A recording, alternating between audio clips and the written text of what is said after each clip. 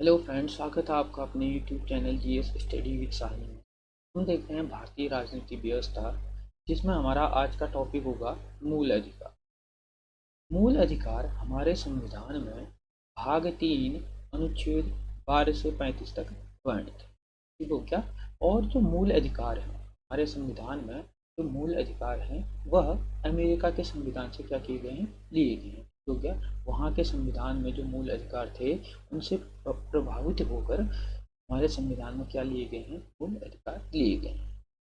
और मूल अधिकारों को ही संविधान का मैग्ना कार्टा भी कहा जाता है। हो गया? और मैग्ना कार्टा का मतलब होता है कि जीवन देने वाला।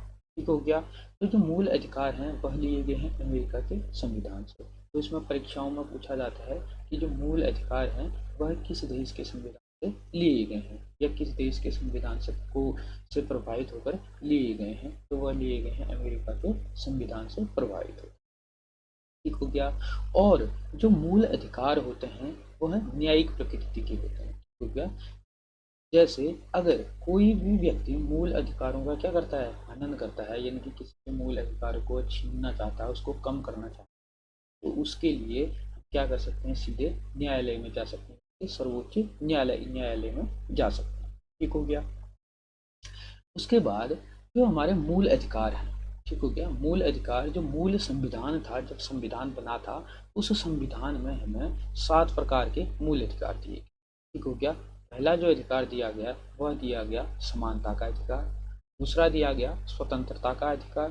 तीसरा दिया गया शोषण के विरुद्ध अधिकार। चौथा दिया गया धार्मिक स्वतंत्रता का अधिकार।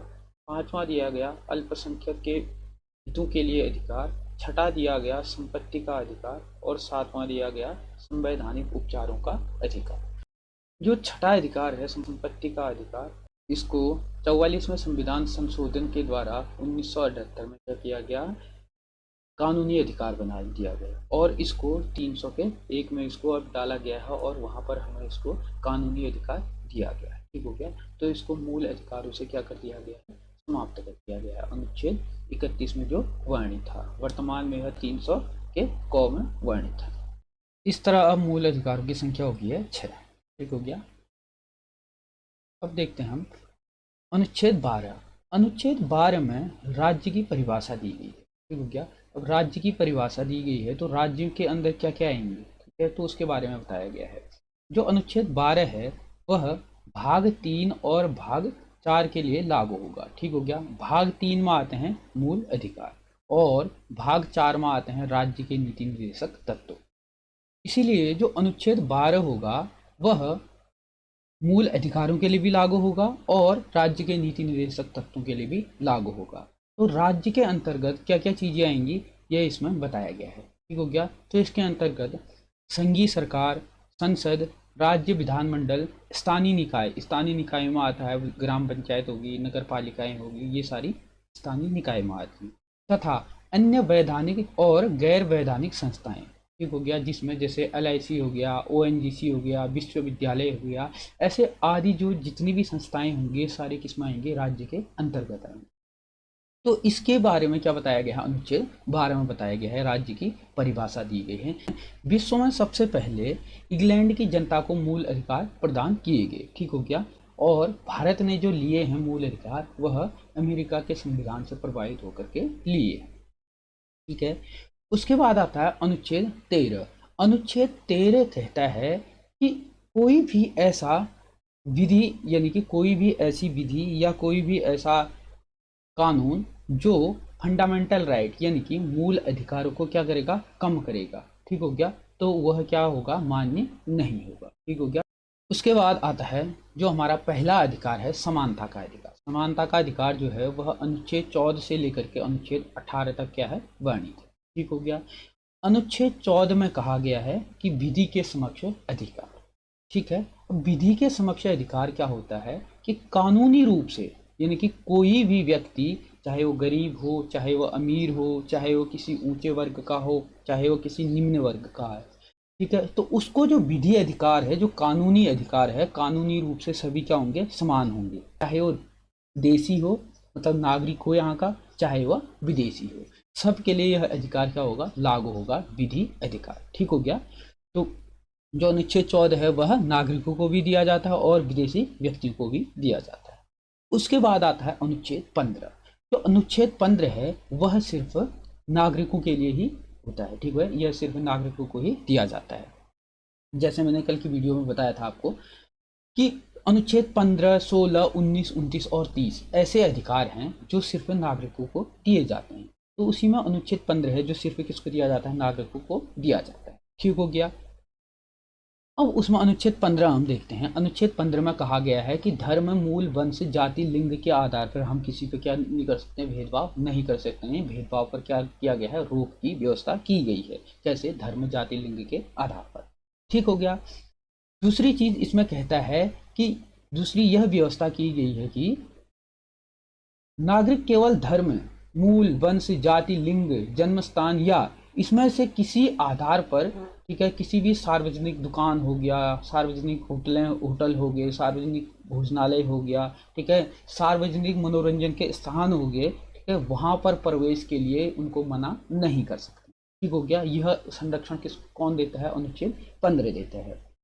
उसी में राज्य द्वारा बनाए गए जैसे कुएं हो, तालाब हो, स्नान घाट हैं, ठीक है, इन पर भी उनको जाने से प्रतिबंध नहीं लगाया जा सकता है, इनको उनको रोका नहीं जा सकता है। यह अधिकार देता है अनुच्छेद 15, परंतु यह विदेशियों को लागू नहीं होता है। कौन सा, अनुच्छेद 15, ठीक हो गया।